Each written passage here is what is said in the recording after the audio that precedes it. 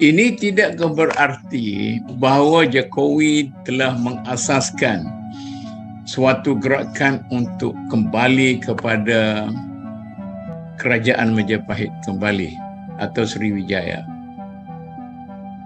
Kecemburuan negara-negara yang berada di arah sini bahawa idea untuk kembali kepada Empire Majapahit itu sudah dilahirkan apabila Jokowi mengasaskan sebuah bandar yang dinamakan Nusantara. Di tengah diskursus tentang bahasa Melayu dan Melayu Mahawangsa yang tak berujung, kejayaan bahasa Indonesia yang telah ditetapkan sebagai bahasa resmi UNESCO dan ibu kota Nusantara menimbulkan keresahan atau kekhawatiran semakin tenggelamnya Malaysia dari segi geopolitik, sejarah, budaya, dan peradaban, seperti yang tergambarkan dalam dialog dua tokoh Malaysia, yaitu Mahmud Suhai Abdul Malik dan Haron Awang. Kalau kita melihat kepada sejarah Majapahit, sejarah Sriwijaya, jadi paling jauh sekali ialah pemerintahan ataupun bangsa kita berasaskan kepada sejarah Majapahit yang meliputi seluruh Nusantara, tapi kerajaan pada waktu itu masih kerajaan Hindu. Dan begitu juga Sriwijaya masih lagi kerajaan Hindu. Itu yang dikatakan, apa yang dikatakan sejarah Hindu dalam negara kita ini mungkin sudah tidak mempunyai apa-apa arti lagi ya, apabila kita menerima Islam. Apabila kita menerima Islam, maka Sriwijaya dan sebelumnya Majapahit itu telah hilang dan lahirlah Kesultanan Melayu Islam dalam negara kita ini. Dan kesultanan itu sebahagiannya masih kekal, tapi banyaknya sudah hilang masalahnya. Kemunculan Nusantara sebagai ibu kota baru, ibu kota yang baru kepada Indonesia, yang begitu hampir dengan Kuching, dengan Sarawak dan Brunei, dan tidak begitu jauh juga dengan Sabah dan sebagainya.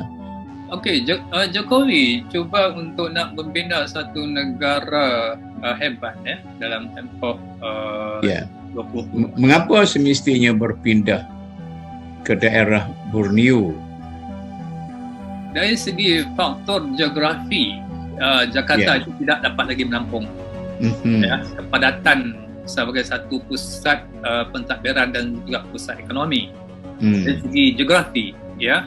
Dan yang keduanya, Jakarta itu selalu bermasalah dengan banjir, ya, dengan gunung berapi, dengan ketidakstabilan muka bumi misalnya, ya. Dan lagipun dia sudah sampai kepada kemuncaknya. Dari segi geografinya lah, ya, itu di antara alasan bagaimana dia terpaksa memindahkan. Kenapa tidak berpindah ke Sumatera ataupun Sulawesi? Itu dari segi kita boleh melihat dari segi aspek politik dan sebagainya. Dalam usaha untuk membina satu negara bangsa Indonesia yang berpengaruh, dia mesti nak melihat satu center, ya, yang seolah dia mengawal kedudukan Nusantara ini, ya. Di situ dia akan lihat bahawa kedudukan yang strategik, ya, yang berhadapan dengan Thailand, berhadapan dengan Vietnam, berhadapan dengan Filipina, Malaysia, Brunei, Singapura dan sebagainya, dia telah meletakkan suatu identiti yang begitu strategik dari segi politiknya untuk menggambarkan bahawa kekuatan, ya, sebagai satu ibu negara baru itu memang betul-betul strategik dalam satu lingkungan, ya, negara-negara di Nusantara ini.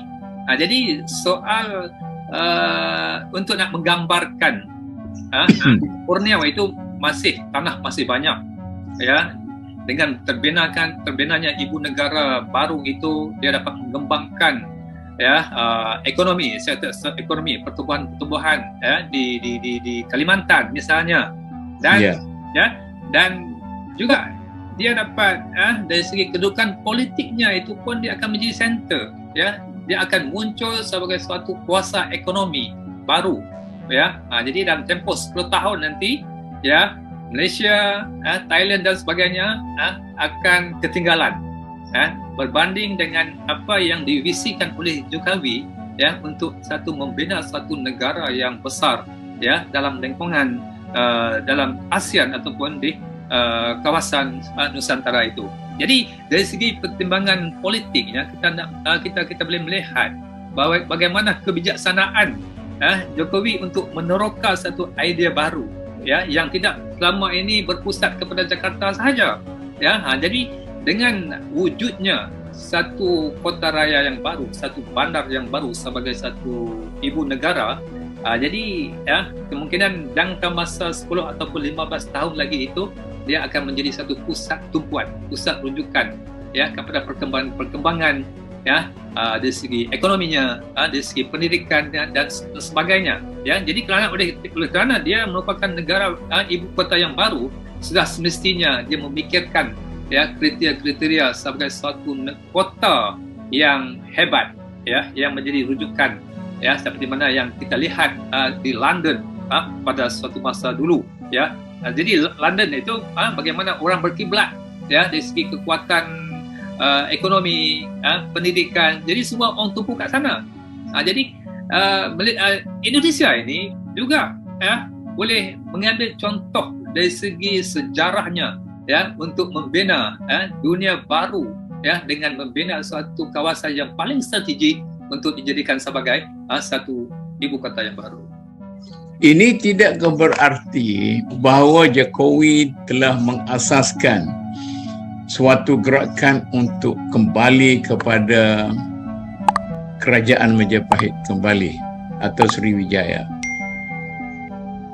Kecemburuan negara-negara yang berada di arah sini bahawa idea untuk kembali kepada Empire Majapahit itu sudah dilahirkan apabila Jokowi mengasaskan sebuah bandar yang dinamakan Nusantara, iaitu sesuatu yang agak bertentangan dengan idea Nusantara yang ada dalam kepala orang seperti kita di Malaysia ini. Maksudnya dalam politik ini, siapa yang cepat, siapa yang kreatif, siapa yang berani, dia akan menguasai. Jadi kalau kita hanya persoalan tentang Nusantara itu satu nostalgia sejarah. Ya. Sejarah. Kita tidak ada keberanian untuk bangun, ya. Tapi oleh kerana Indonesia dengan jumlah rakyat 270 juta, ya, dengan kekuatan ekonomi, dengan tenaga buruh, dengan kehebatan sistem pendidikan dia, intelektual dia dan sebagainya, maka dia boleh menggambaling kekuatan itu, ya.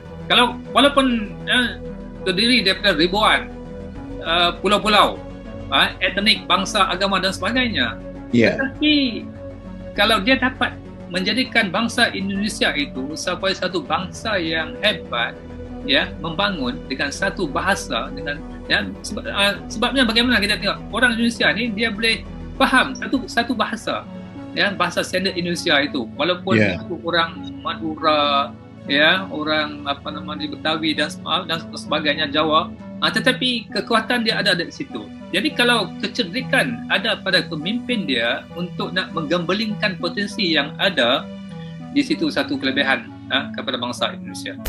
Dari dialog tadi dapat dirasakan ada suatu kecemasan. Indonesia dengan segala potensi yang dimiliki, yaitu kekuatan bahasa Indonesia sebagai bahasa pemersatu yang mampu menyatukan keberagaman suku dan bahasa, kekuatan sejarah, kekayaan budaya, perkembangan ekonomi, dan penguasaan teknologi.